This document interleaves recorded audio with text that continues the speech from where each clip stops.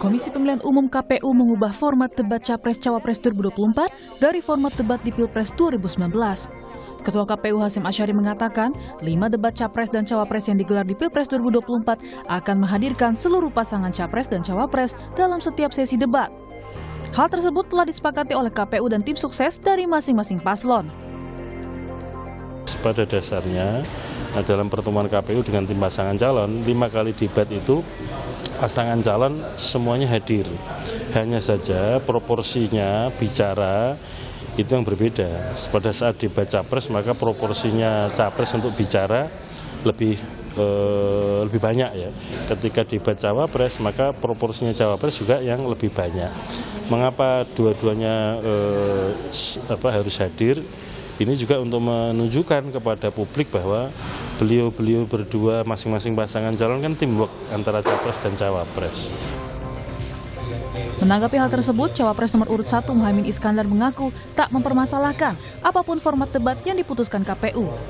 Caimin menyerahkan sepenuhnya kepada KPU yang memiliki kewenangan. Saya nurut aja apa pokoknya maunya KPU kita ikut. KPU model apa aja itu kewenangan KPU.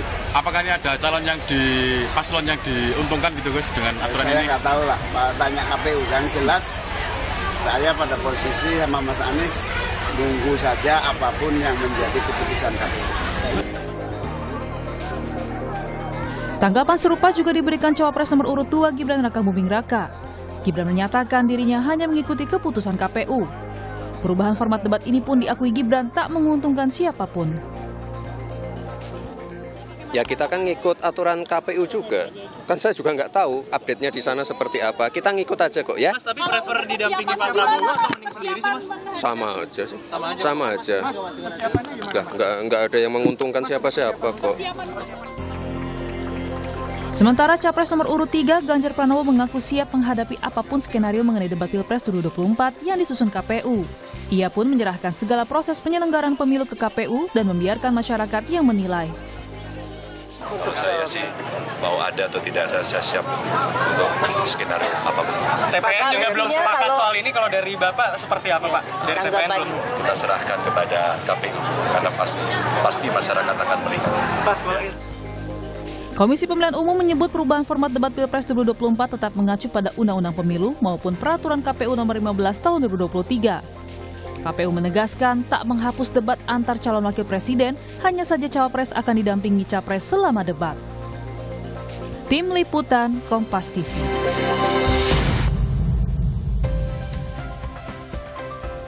Saudara, Komisi Pemilihan Umum menegaskan adanya perubahan format debat calon presiden dan calon wakil presiden pada Pilpres 2024 bukan meniadakan debat Cawapres. Lalu sebenarnya apa dampak dari tidak adanya debat Cawapres secara khusus? Siapakah yang diuntungkan atau siapakah juga yang dirugikan? Lalu bagaimana masyarakat sebagai pemilih melihatnya? Kita akan bahas pagi hari ini bersama sejumlah narasumber. Sudah hadir di studio Pakar Komunikasi Politik Universitas Nasional Profesor Lely Ariane dan juga Koordinator Melukas Democratization Watch Iksan Tualeka. Selamat pagi Bu dan Bang Ikan. Assalamualaikum. Dan melalui sambungan Zoom juga ada Komisioner KPU periode 2012-2017 yang saat ini juga menjabat sebagai Wakil Ketua Tim Kampanye Nasional Prabowo Gibran, Juri Ardiantoro. Selamat pagi Pak Juri.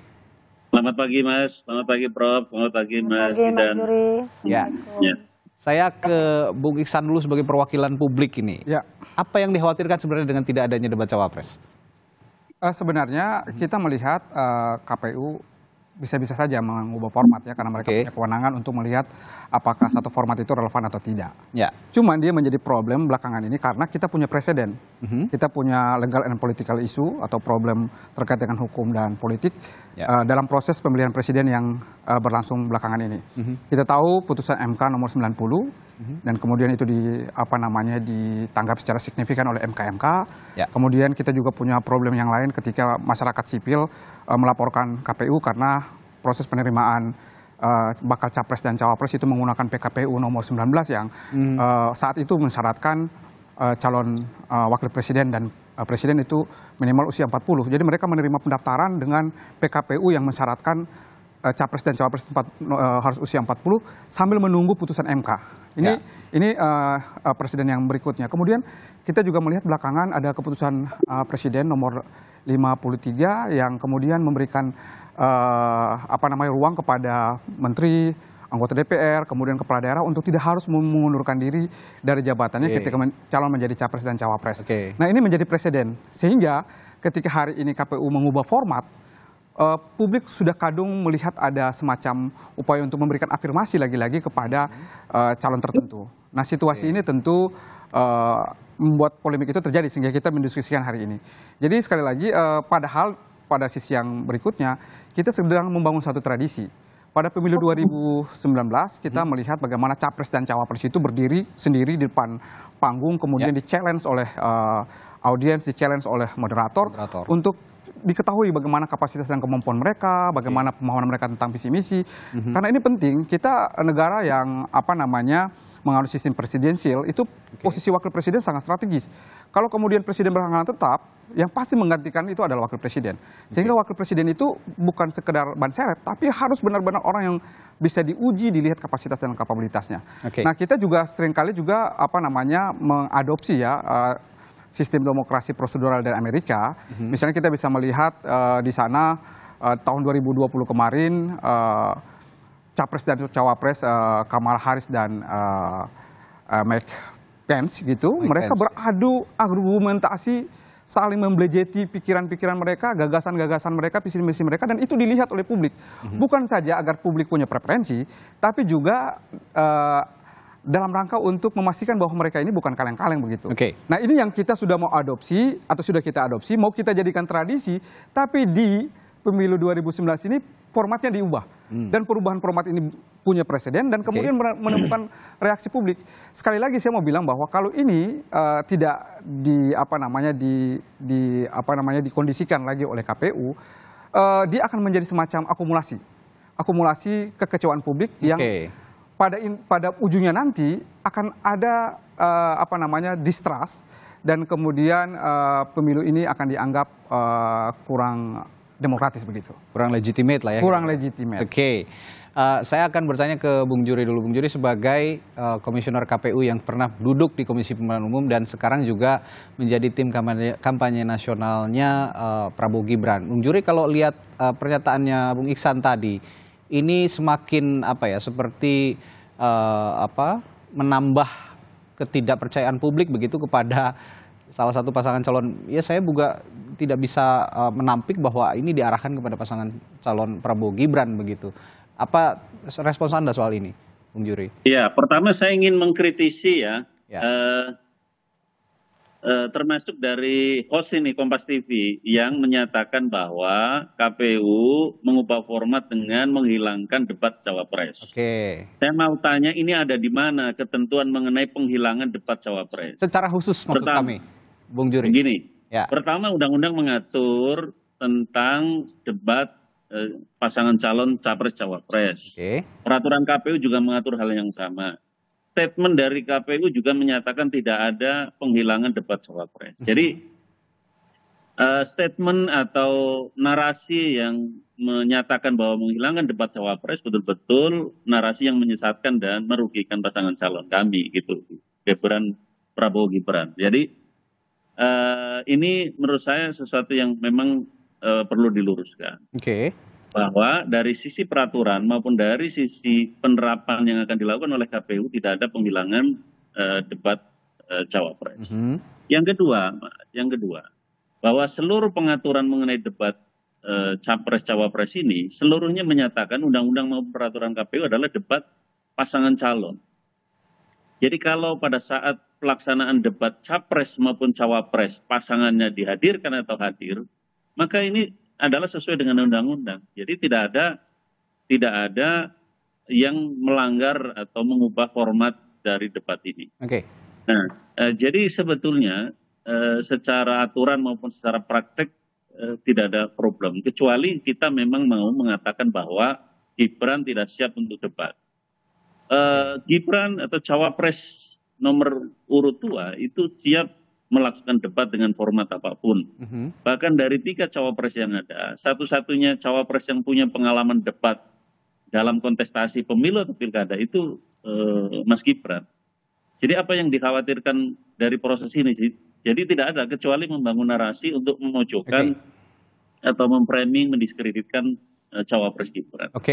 Itu yang perlu kami kritisi. Ya, mungkin yang harus saya tambahkan juga bahwa yang dikritik itu sebenarnya bukan penghilangan debat cawapres, tapi secara khusus untuk cawapres begitu ya. Jadi tidak didampingi capres ya begitu Bung Juri. Hanya secara khusus cawapres. Kan kalau di 2014 cawapres sendiri begitu ya, capres sendiri, lalu ada juga yang berpasangan. 2019 juga begitu. Nah, saya ingin juga bertanya kepada Anda sebagai komisioner KPU yang pada saat itu juga ikut menyusun format debat di di pemilu 2019. Kenapa baru sekarang begitu kira-kira pertanyaan publik? Kok 2019 tidak terpikir seperti ini begitu? Lalu apa masalahnya kalau ada perubahan? Kalau dianggap dalam proses perubahan ini ada sesuatu yang lebih baik. Begini, di dalam seluruh penyelenggaraan pemilu, otoritas mengatur pelaksanaan pemilu itu ada di penyelenggara pemilu, yakni KPU. Jadi biarkan KPU menyusun dan menetapkan apa yang menjadi kewenangannya. Nah, bahwa kemudian KPU mendengarkan, meminta masukan dari berbagai pihak, termasuk dari LO, dari perwakilan pasangan calon, untuk menyusun dan membuat regulasi teknis dalam pelaksanaan debat, itu sesuatu yang wajar, menerima masukan. Maka ada rapatlah perwakilan para calon ini untuk memberikan masukan. Dan dalam beberapa informasi yang kita dapatkan, termasuk LO kami, bahwa di dalam rapat antar LO ini juga sesuatu yang nggak ada masalah, dan bahkan keluar dari LO atau perwakilan dari pasangan calon yang lain. Jadi ini betul-betul perdebatan di luar penyelenggara, perdebatan di luar para calon, tetapi adalah kelompok yang ingin memang membangun narasi seperti itu. Prof. Lely, dari sisi komunikasi politik, fenomena yang terjadi saat ini, perubahan format, meskipun secara khusus katanya tidak dihapus begitu ya, tetap ada cawapres yang berdebat pada saat debat pilpres nanti meskipun didampingi. Secara komunikasi politik, pandangan Anda? Ya, pertama memang tentang debat ini ya diatur lewat pasal 277 Undang-Undang Nomor 7 2017 tentang pemilu dan PKPU 15 tahun 2023. Memang di situ dijelaskan 5 kali, jadi 3 kali untuk capres, 2 kali untuk cawapres. Tapi berarti kan memang dijelaskan secara khusus ya, 3 kali capres, 3 kali. Nah kemarin memang tadi saya dengar banyak pendapat yang muncul di media, termasuk di Kompas TV, dari pihak TKN-nya temannya Mas Juri mengatakan itu atas permintaan pasangan Anies dan Caimin katanya. Kalau Caimin bilang ya terserah saja, gitu kan. Dari pasangan Prabowo Gibran nggak ada kita bilang begitu katanya dan sebagainya. Jadi intinya memang menurut saya supaya tidak menimbulkan prejudice, pesan politiknya tidak liar kemana-mana, seolah-olah memang tadi Mas Juri juga mengatakan bahwa kecuali untuk mengatakan bahwa Gibran tidak berani misalnya. Memang ada Mas tuduhan itu. Jadi tuduhan itu memang ada. Ini namanya prejudice politik yang tidak bisa dihindari. Jadi supaya persepsi publiknya tidak liar, tidak berkelindang kemana-mana, seolah-olah ingin menunjukkan Gibran nggak berani nih tanpa didampingi. Kenapa nggak dikembalikan saja, misalnya pada peraturan KPU yang sebenarnya pelaksanaan itu seperti 2019. Kecuali ingin memang agar Gibran didampingi. Jadi kita balikin nih kalimatnya Mas Juri ya, seperti itu. Ini kan pesan publik yang sudah saya tangkap juga di mana-mana ya, termasuk di medsos. Semalaman nih saya buka medsos, buka juga argumentasi banyak orang Mas Juri. Jadi intinya banyak kelompok yang menginginkan kembali saja seperti format yang aslinya. Dan tidak menyalahi, benar Mas Juri mengatakan, memang benar Mas Juri mengatakan ini adalah debat pasangan calon. Tidak apa-apa juga didampingi asal tidak menjawab, jadi tidak ikut menjawab ya, jadi calon presidennya tidak ikut menjawab ketika pertanyaan itu diajukan kepada calon wakil presidennya. Intinya seperti itulah kira-kira ya. Yang kan ditakutkan kalau ikut menjawab. Ikut menjawab begitu. Nah, berarti ini yang harus dikawal juga. Bagaimana format selanjutnya? Ya, format selanjutnya, forum group discussion yang sudah disusun. Mohon maaf, kalau pemilu 2014-2019, 2019 itu malah tidak sama sekali tidak sesuai dengan undang-undang. Karena di 2019 ada debat pasangan calon. Kalau ada debat pasangan calon, maka dan kita saklek membaca undang-undang, maka itu nggak diatur. Itu artinya dia keluar dari ketentuan undang-undang karena ada 2 kali debat pasangan calon. Tapi itu tidak jadi tidak gini, menjadi kita masalah. ingin membangun tradisi baru ya. Kalau kita lihat tahun 2019, betul-betul publik bisa melihat ya. Artinya cawapres dua-duanya itu secara psikologis, secara mental itu siap. Jadi mereka berdiri di panggung tanpa perlu ada penyanggah, tanpa perlu ada bantuan. Dan itu bagus ya. Ada tongkat. Publik bisa menilai dengan sendirinya bahwa mereka sebenarnya sebagai calon pemimpin bangsa itu punya kapasitas, punya kemampuan, juga punya mentalitas yang cukup. Tapi sekarang kenapa sih harus ada penyanggah? Kenapa sih sekarang harus ada yang menemani begitu? Yang seolah-olah itu menunjukkan bahwa ada calon yang kurang siap, perlu afirmasi atau perlu ada afirmatif gitu. Jadi sekali lagi kata kasarnya dia ingin mengatakan takut gitu. jadi intinya bukan sebenarnya juga ya. Kan dua-duanya memang merupakan orang yang harus siap. Ya, siapapun harus siap. Kalau ini wallahu alam ya, kalau terjadi apa-apa dengan presidennya ketika mereka terpilih nantinya, berhalangan tetap, sakit yang tidak bisa sembuh lagi atau meninggal katakanlah, maka wakil presiden ini akan menjadi presiden. Jadi sementara prejudice politik ini melihat gitu loh Mas Juri, bahwa sebenarnya seolah-olah Gibran ini tidak siap jika tidak didampingi. Betul. Jadi Gibran ini saya didampingi atau tidak didampingi. Nah, selain opini itu yang terbentuk, yang paling penting juga kan sebenarnya begini, kita ini mengkritisi KPU sebenarnya. Kalau saya sebenarnya oke lah, tim dari capres-cawapres semua yang mau berkontestasi nggak ada masalah. Tapi saya melihat kenapa KPU nggak punya sense of krisis begitu, tidak bisa melihat situasi kebatinan publik yang sudah kecewa dalam rentetan proses penyelenggaraan pemilu ini, di mana ada presiden-presiden tadi, kemudian di ujung ini membuat format baru. Padahal mereka seharusnya bisa mendeteksi bahwa kalau bikin format ini, sementara ada stereotip begitu, ada penilaian publik, apalagi belakangan kita lihat, saya nggak perlu menyebutkan nama, ada calon wakil presiden tertentu yang cenderung menghindar begitu. Ada banyak undangan untuk hadir di diskusi maupun dialog begitu, tidak hadir begitu. Dan ketika ada perubahan format seperti ini, KPU harusnya melihat bahwa nanti akan ada pro dan kontra, ada polemik yang mengemukkan di masyarakat, sehingga harus memikirkan itu.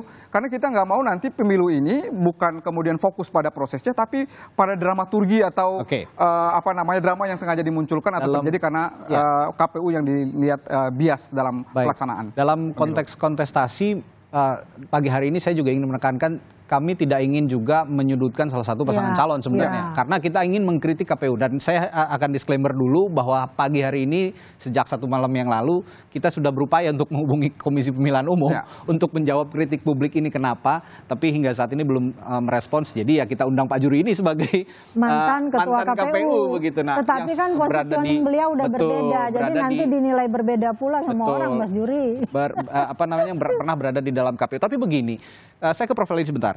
Kalau kita ingin mengkritik atau ingin mengubah format ini, dorongan publik begitu kuat begitu, bagaimana menyuarakannya agar KPU juga bisa mendengar bahwa tradisi yang sudah dibangun dan untuk menghilangkan prejudice tadi yang dibilang Prof. Lelu, dan itu bagus, bagaimana kita harus mendorong KPU? Kemarin saya dengar Mbak Puat juga ngomong, coba didiskusikan lagi. Jadi meskipun komunikasi itu bukan panacea untuk menyelesaikan semua persoalan, tapi komunikasi itu adalah proses. Jadi karena dia proses dan ini akan berproses. Saya kira mungkin para TKN juga perlu diundang untuk memberikan masukan, karena mereka juga harus memberi afirmative action juga, bahwa sebenarnya ini jangan sampai calonnya kita dituding nggak berani gitu. Nah, ini perlu dikomunikasikan, karena saya pikir Gibran pasti berani lah. Pastilah. Pendidikannya juga tinggi kan gitu. Apalagi latar belakangnya orang tuanya, kehadirannya di publik juga, dan dia wali kota yang sudah punya rekam jejak memimpin gitu. Saya kira berani. Nah, supaya jangan ada tudingan itu, maka ini perlu dijelaskan. Memang kan komunikasi politik itu bersifat irreversible. Jadi kalau sudah dikemukakan seharusnya tidak dijilat lagi, termasuk oleh KPU. Nah, ini kalau sudah berjalan baik mekanismenya, prosesnya, lakukan saja sesuai yang sudah berlaku. Jadi meskipun Mas Juri mengatakan itu melanggar undang-undang juga dulu, tidak sesuai undang-undang, bukan melanggar ya, tapi kan diterima oleh masyarakat. Jadi mereka sudah bisa melihat sosok calon presiden seperti ini, wakil presiden seperti ini. Meskipun waktu Ma'ruf Amin berdebat sama Sandiaga Uno, ya prejudice publik juga muncul banyak gitu kan. yang satu di ahli ekonomi syariah, lalu si Sandi OKOC, saya ingat banget karena kita membahasnya di Kompas TV waktu itu kan. Tapi no problem, dan itu semuanya menunjukkan kapasitas masing-masing. Nah kali ini menurut saya, supaya tidak menimbulkan prejudice politik terhadap Gibran, mungkin mereka perlu berdiskusi lagi, oke, maju aja nggak apa-apa. Kita di belakangnya kan banyak banget yang pintar-pintar, termasuk Mas Juri, pasti Gibran berani. Apalagi ini kan sebenarnya yang perlu dilihat adalah kepentingan publik. Jadi publik berharap bisa melihat bagaimana capres dan cawapres itu beradu argumentasi, capres sendirian dan kemudian cawapres sendirian. Artinya format debat capres dan cawapres secara terpisah atau khusus kepada cawapres dan capres itu lagi-lagi menguntungkan publik. Jadi sebenarnya KPU harus melihat kepentingan publik yang jauh lebih utama ketimbang kepentingan kandidat ya. Jadi, sambil melihat kandidatnya juga secara mental, psikologis dan pengetahuan. Mereka siap untuk challenge oleh publik. Saya ke Bung Juri. Bung, kalau memang nanti ada diskusi lanjutan begitu, artinya TKN dari Prabowo Gibran akan siap untuk diskusi ya, Bung Juri?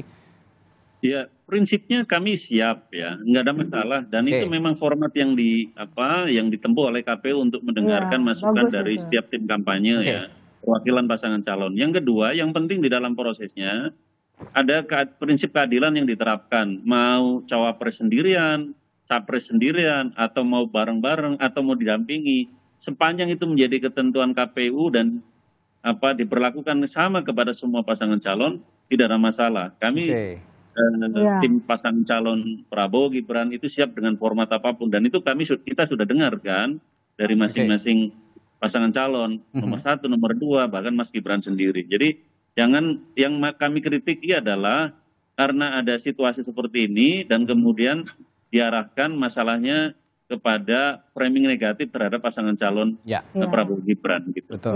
Ya, ini untuk menghilangkan stigma juga harus bisa diskusi ya begitu ya, berdiskusi kembali bagaimana format yang terbaik lah, yang dinilai publik terbaik untuk bisa memunculkan ide dan gagasan termasuk juga dari para cawapres kita. Nah, kalau begitu nanti setelah jeda saya akan bahas dengan Bapak-bapak dan juga Ibu Prof Lely bagaimana debat ini memunculkan tema-tema yang menarik, dan yang paling seksi itu sebenarnya yang mana begitu, apalagi untuk cawapres kita, karena cawapres kita ini yang jadi sorotan sejak awal. Ada Prof Mahfud, lalu Muhaimin Iskandar dan juga Gibran Rakabuming ini yang punya sepertinya posisi tidak main-main gitu ya, tidak hanya sebagai penopang tapi juga sebagai pelengkap dari pasangan presidennya begitu. Kita akan bahas di Sapa Indonesia Pagi setelah jeda, tetaplah bersama kami. Masih membahas soal debat Capres-Cawapres, format yang sedang dipolemikan saat ini. Katanya ada salah satu debat Cawapres yang biasanya khusus diselenggarakan untuk Cawapres, tapi sepertinya ditiadakan. Namun tetap ada Cawapres, tapi didampingi oleh Capresnya begitu. Nah, ini yang jadi kritikan publik. Nah, saya akan bertanya ke Bung Juri. Bung Juri, tadi Anda sempat menyatakan bahwa ada sebenarnya yang di 2014-2019 ini debatnya tidak sesuai dengan undang-undang pemilu. Di mana tidak sesuainya, Bung Juri? Ya, kan undang-undang menyatakan di dalam penjelasan Undang-Undang 7 tahun 2017 bahwa debat pasangan calon dilaksanakan 5 kali, 3 kali capres dan 2 kali cawapres. Ya kan? Kalau menurut ketentuan undang-undang itu, maka tidak ada debat yang dilaksanakan berpasangan antara calon presiden dan calon wakil presiden.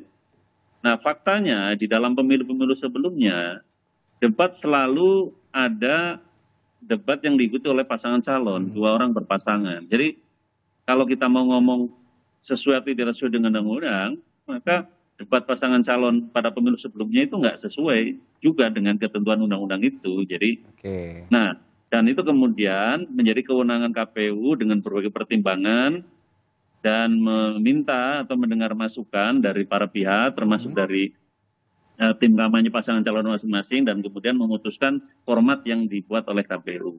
Termasuk yang mungkin tahun 2000 24 ini, tapi sekali lagi kita akan serahkan saja kepada KPU bagaimana mekanismenya gitu. Oke. Nah, kalau di 2024 ini kan undang-undang pemilunya tidak secara khusus 3 kali capres, 3 kali cawapres, 2 kali cawapres begitu ya. Jadi ini secara khusus dong. Ya, secara khusus. Ada secara khusus ya. Ada dong. Oke. Sama 2019 dengan 2024 itu undang-undangnya belum berubah. Oh, belum berubah. Itu undang-undang nomor 7 tahun 2017 belum berubah, undang-undangnya masih sama. Oke, nah kalau memang begitu berarti ini secara kalau memang yang sekarang kan 5 kali debat ini kan dihadiri capres cawapres. Nah, apakah itu juga tidak jadi melanggar lagi begitu ketentuannya? Atau tidak sudah sesuai undang-undang? Kalau menurut Anda? Enggak dong. Sudah ya? Enggak dong, kan dalam seluruh pasal yang mengatur tentang debat capres cawapres itu selalu bilang debat pasangan calon presiden wakil presiden. Tidak ada pasal yang tidak mengatur tentang pasangan calon. Jadi ini debat pasangan calon ini. Oke. Jadi ya, silakan Bung Isan. Jadi sebenarnya begini. Ini bukan pada problem harus atau tidak. Andai kata kita nggak punya presiden sebelumnya dan kemudian ada cawapres kita yang dalam tanda kutip di underestimate oleh publik, mungkin problem ini atau polemik ini nggak terjadi. Jadi saya yakin KPU sebenarnya punya. Jadi itu di underestimate publik atau oleh Mas Ihsan sendiri nih. Iya. Kita bisa lihat opini itu. Jangan melempar ini. Jadi gini, publik itu bisa kita lihat dari bagaimana diskusi di media sosial, ramai di media mainstream juga membahas itu. Artinya apa? Sebagian publik survei gitu. Survei publik itu menyatakan pasangan calon Prabowo Gibran itu unggul loh. Ya, jadi gini, itu kelihatan misalnya dalam berbagai undangan untuk menghadiri debat publik, itu ada calon wakil presiden tertentu itu cenderung menghindar gitu. Nah itu satu. Kedua, kita punya presiden juga di mana ada putusan MK, kemudian ada PKPU yang menerima capres dan cawapres mendaftar dengan dengan batas usia yang sebenarnya belum memenuhi begitu sambil menunggu keputusan MK. Kemudian juga ada peraturan presiden kemarin yang kemudian memperbolehkan atau tidak perlu mundur pejabat publik dalam artian menteri, kemudian anggota DPR dan pejabat publik, yang itu sama saja memberikan afirmasi kepada calon cawapres dan capres tertentu. Nah konteks inilah yang kemudian memantik itu. Andai kata ini nggak ada problem-problem sebelumnya atau saya bilang tadi legal and political issues yang pernah terjadi di beberapa waktu yang lalu, bisa saja polemik ini nggak terjadi gitu loh. Jadi polemik ini itu terjadi berdasarkan presiden itu, dan pada titik itu mestinya KPU bisa lebih bijak. Jadi KPU bisa lihat kalau kita merubah format begini kira-kira ada reaksi nggak? Dan ada reaksi begitu. Kenapa kita kemudian tidak bertahan saja pada format yang lama? Toh format yang lama itu menguntungkan publik. Format yang lama itu memberikan keleluasaan kepada calon wakil presiden sama seperti calon presiden untuk berdiri sendirian di atas publik, memperlihatkan bagaimana gesturnya, memperlihatkan bagaimana kemampuan dan mentalitas dia, psikologi dia, dan ini uji yang sebenarnya begitu, karena cawapres ini seperti tadi Prof Lely bilang bukan bukan ban serep semata. Kita sistem presidensial yang kemudian sewaktu-waktu ketika presiden itu berhalangan tetap calon wakil presiden yang akan naik. Nah calon wakil presiden ini harus benar-benar teruji. Diuji oleh siapa? Diuji oleh publik. Siapa jadi gini Mas Radi, menjadi cawapres itu dilihat seperti etalase begitu, dalam etalase. Kalau berpedoman pada pasal 277 ayat 1 Undang-Undang Nomor 7 tahun 2017 tentang pemilu, debat itu kan 5 kali, 3 kali untuk capres dan 2 kali untuk cawapres. Jadi dalam penjelasan pasal 27 ayat 1 jelas debat cawapres khusus dan debat capres juga khusus.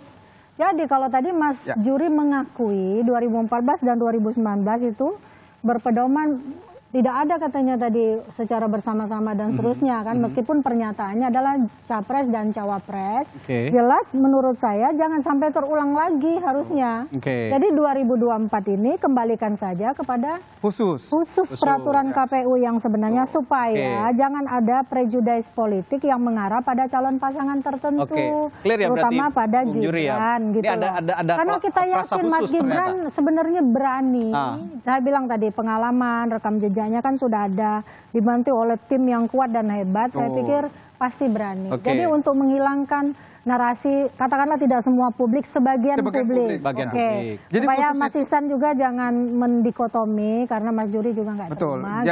Jadi Prof Lely tidak bisa juga mention bahwa tentang Mas Gibran, tidak usah di-mention Mas Gibran. Mas Gibran itu berani. Berani, kan tadi saya bilang berani. Justru karena berani. Jadi tadi saya bilang berani justru. Justru karena berani. Kenapa begini ya? Sebutlah Sebentar, Ya Muhaimin Iskandar atau Mahfud MD itu loh juga disebut tuh. Oh iya ya, nanti saya sebut Mas.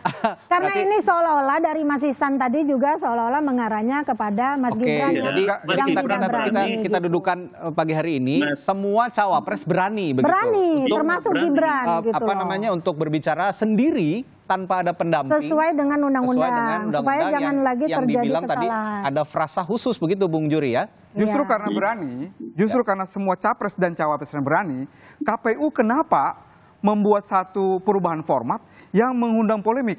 Jadi sekali lagi saya mau bilang, saya akui ya kok kalau kemudian Gibran akan berani karena dia pernah menjadi pejabat publik dan dia punya pengalaman ikut satu debat dalam konteks election ya. Jadi karena semua berani, kenapa KPU justru membuat sesuatu yang polemik? Jadi saya kira ini kita punya kesempatan, ada waktu untuk kemudian KPU kembali merumuskan. Diajak diskusi lagi dengan pasangan capres-cawapres, kita diskusikan agar tradisi baik yang sudah kita mulai di tahun 2019 itu kemudian juga sama dengan pemilihan capres-cawapres yang ada di Amerika yang sering kali menjadi patron kita, itu benar-benar bisa kita lanjutkan begitu. Jadi publik punya kesempatan untuk melihat kapasitas capres dan cawapres sama-sama secara terpisah, mandiri di atas panggung dan bisa dilihat kemampuan mereka. Dan tadi juga dari Bung Juri sudah dari TKN ya, Bung Juri sebagai mewakili TKN Prabowo Gibran juga sudah membuka ruang diskusi itu ya Bung Juri untuk kemudian nanti kalau memang ada perubahan kembali format kembalikan lagi seperti 2019 ya siap-siap saja begitu kan kira-kira ya Bung Juri ya. Ya. Nah, setelah berbicara soal ini saya akan bertanya juga kepada Bung Juri soal materi yang akan disampaikan nanti pada saat debat. Ini kan ada 5 kali debat dan materinya berbeda-beda. Ini juga ya kita belum tahu mana yang akan secara khusus nanti dibahas oleh calon wakil presiden, tapi secara umum yang pertama itu adalah hukum HAM, pemerintahan, pemberantasan korupsi, penguatan demokrasi. Debat kedua adalah pertahanan, keamanan, geopolitik, hubungan internasional. Ketiga khusus ekonomi gitu ya, dengan turunannya, kesejahteraan sosial, investasi, perdagangan, pangan, pajak dan sebagainya. Keempat energi, sumber daya alam, pajak karbon, lingkungan hidup, agraria dan masyarakat. Yang kelima teknologi informasi, peningkatan pelayanan publik, hoax, intoleransi, pendidikan, kesehatan dan ketenagakerjaan. Nah, kira-kira kalau dari tim kampanye Prabowo Gibran yang paling merasa oh ini jagoan kita nih, unggulan kita sesuai dengan visi misi yang sudah disusun, yang mana ini kira-kira yang paling paling bisa diunggulkan lah dari tema-tema debat ini? Paling pede lah gitu ya. Ya, jadi presiden dan wakil presiden itu kan satu pasangan atau dua pemimpin yang harus menjadi satu kesatuan, ya, tunggal gitu. Jadi mereka akan saling melengkapi dan saling mengisi untuk memimpin bangsa dan negara ini. Nah, oleh karena itu maka pasangan ini harus menguasai semua hal. Jadi dalam penguasaan materi kita nggak ada masalah. Jadi semua hal akan bisa kita sampaikan, kita akan hadapi, kita akan sampaikan keunggulan-keunggulan dan apa yang menjadi concern dari pemerintahan ke depan di bawah pimpinan Prabowo Gibran. Jadi secara khusus kami tidak memention salah satu tema, tapi semuanya tentu menjadi kepentingan bersama karena itulah hal-hal penting yang akan menjadi PR kita bersama ke depan. Tidak ada bicara priority begitu karena akhir-akhir ini kan masyarakat juga punya kebutuhan yang lebih ingin didahulukan begitu kira-kira Bung Juri. Ya, nanti kita akan lihat di debatnya. Akan ada diskusi lebih lanjutan. Jangan dibocorkan sekarang dong. Nah, kalau Prof. Lely lihatnya, kalau dari 5 tema tadi, kira-kira yang paling diunggulkan pasangan 1, 2, dan 3 ini yang mana? Ya, begini, kalau kita lihat rekam jejak semuanya, baik calon presiden maupun calon wakil presiden, jadi mereka ini memang terlihat semuanya berada dalam level yang sama. Karena rekam jejaknya kan, katakanlah pasangan nomor 1 misalnya, Anies dan Caimin. Punya rekam jejak di pemerintahan, di kementerian. Pasangan Prabowo juga, Gibran juga di pemerintahan. Prabowo di kementerian, belum pernah jadi presiden. Yang ketiga, Ganjar di pemerintahan sebagai gubernur, wakilnya di kementerian. Di DPR juga Prof. Mahfud. Semuanya punya rekam jejak di masing-masing kapasitas di semua level itu. Jadi jangan lupa loh, pemerintah itu sama dengan politisi, bisa ngomong semuanya. Jadi meskipun latar belakangnya sosial dan politik, dia harus bisa ngomong soal ekonomi, soal budaya, pendidikan, agama, dan seterusnya. Saya pikir semuanya akan fokus pada semua bidang. Tapi memang tadi pertanyaan memancing dari Radi yang mengatakan yang paling dibutuhkan oleh rakyat. Tadi Mas Juri justru nggak mau jawab. Gimana kita mau jawab? Harusnya Mas Juri yang jawab kan.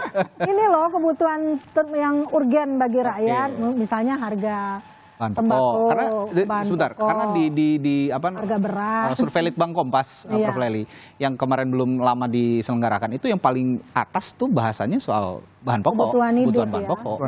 Makanya saya tanya yang prioritas yang mana nih begitu? Ya itu primer berarti. Mungkin mudah-mudahan setelah ini Mas Juri jawab. Kan yang ditanya Mas Juri, harusnya tiga-tiganya dari TKN tadi diundang. Nah kalau kita akan menunggu bagaimana capres dan cawapres kami itu bicara mengenai 5 tema dan tentu tidak bisa saya sampaikan karena ini menjadi nanti disikat duluan gitu ya kalau dibocorin. Soal bocor-bocor ya. Tapi TKN lain sudah ngomong loh di TV Mas Juri, termasuk TKN-nya Prabowo tapi bukan Mas Juri. Ini ada begini juga. Ya, Bung Juri, ada sanggahan juga dari Bung Ihsan, katanya kalau ada dugaan juga ini. Enggak dugaan sih, saya kira begini, penting kenapa harusnya KPU hadir, karena bicara soal bocor-membocor ya. Sebenarnya publik juga mau tahu nih, apakah nanti soal-soal yang akan diajukan dalam debat capres maupun cawapres itu sudah dibocorkan sebelumnya atau tidak. Itu ataukah jangan-jangan nanti misalnya ada yang diberikan atau tidak begitu. Karena bagi publik tentu saja kita ingin melihat orisinalitas, kemampuan merespon pertanyaan. Artinya kalau kemudian pertanyaan itu sudah disebarkan sebelumnya kepada capres-cawapres itu kadar ujiannya itu jadi turun begitu. Ini menarik juga. Ini penting juga untuk KPU menjawabnya. Jangan kemudian nanti menjadi problem atau polemik berikutnya. Itu yang pertama. Yang kedua, kita juga harus melihat bahwa sebenarnya saya mau bilang kalau andai kata debat cawapres itu khusus dan terpisah, sebenarnya itu momentum untuk bisa menaikkan elektability cawapres tertentu secara cepat. Misalnya, kalau ada cawapres yang sebelumnya di underestimate misalnya, atau dilihat atau ada persepsi kurang mampu, tapi dalam debat yang terpisah atau debat khusus itu mampu menunjukkan kualitasnya, saya kira itu akan jadi momentum penting untuk menaikkan elektabilitasnya. Tapi sayang lagi ini situasi ini bakal nggak terjadi karena memang debat khusus dalam tanda kutip itu tidak diakomodir atau dilakukan oleh KPU. Jadi saya kira lagi-lagi saya mau bilang KPU bagaimanapun harus bisa memanfaatkan jeda waktu ini untuk kemudian merubah formatnya kembali ke format yang lama. Baik, terakhir ke Bung Juri. Tadi kalau pertanyaan begitu sebaiknya jangan dibocorkan kepada tim kampanye ataupun capres cawapres. Nah kalau saya bertanya konteks Anda sebagai komisioner KPU yang pernah menjabat KPU 2012-2017, apa itu dilakukan kepada capres cawapres? Jadi sebelum debat dibocorkan dulu begitu? Enggak, pengalaman saya dulu KPU membentuk tim panel ahli, para ahli di berbagai bidang untuk membantu KPU menyusun materi atau pertanyaan-pertanyaan. Dan pertanyaan itu sifatnya sangat rahasia dan tidak boleh ada orang tahu kecuali pada saat debat dilakukan. Jadi mudah-mudahan pada Pilpres 2024 juga sama formatnya, bahwa meminta tim panel ahli yang independen untuk membantu menyusun materi maupun pertanyaan-pertanyaan itu. Baik. Tapi katanya di format 2024 ini tidak ada tanya jawab yang mendasar baik pada panelis juga moderator. Jadi moderator tidak boleh mengelaborasi, menyimpulkan. Tapi memang kalau itu di undang-undang juga tidak boleh memang. Iya, makanya. Jadi moderator hanya menurut Kiti bilang menjadi tidak menarik gitu kan. Ya, itu memang ketentuan undang-undangnya karena memang moderator hanya melemparkan pertanyaan dan juga tidak menyanggah. Jadi begitu. Masalahnya ahli juga belum tahu persoalan di daerah, misalnya di sekitar tambang. Nah di sekitar tambang itu kan masyarakat yang tahu persoalan tambang itu kan adalah masyarakatnya. Nah tapi ini tidak memungkinkan masyarakat untuk diundang. Jadi kalau pengen menarik memang ya sosok capres cawapresnya yang bisa benar-benar meyakinkan publik saat debat begitu. Dan sebaiknya memang capres sendiri dan cawapres sendiri karena punya mereka masing-masing harus punya kemampuan yang sama kira-kira sebagai pemimpin Indonesia. Nah, kita nantikan nanti perdana tanggal 12 Desember 2023, catat tanggalnya nih ya, kira-kira saudara, 12 Desember itu debat perdana, Jumat 22 Desember 2023 kedua, Minggu 7 Januari 2024 yang ketiga, yang keempat Minggu 21 Januari 2024, dan yang terakhir Minggu 4 Februari 2024. Jadi kita nantikan bersama. Tadi juga sudah ada kritik-kritik dari publik begitu ya, semoga KPU juga mendengarkan dan bisa secara demokratis mendengar masukan-masukan yang akhirnya juga bisa ditetapkan debat capres-cawapres ini yang merupakan yang terbaik untuk publik dan juga untuk capres-cawapresnya itu sendiri. Baik, terima kasih. Ada pakar komunikasi politik Universitas Nasional Prof. Lely Ariana dan juga koordinator Melukas Democratization yang juga pemerhati politik Bung Iksan Tualeka dan Komisioner KPU periode 2012-2017 yang saat ini juga menjabat sebagai Wakil Ketua TKN Prabowo Gibran, Juri Ardiantoro, telah berdiskusi pagi hari ini. Sehat selalu Bapak-Bapak, Ibu. Terima kasih. Assalamualaikum Mas Juri.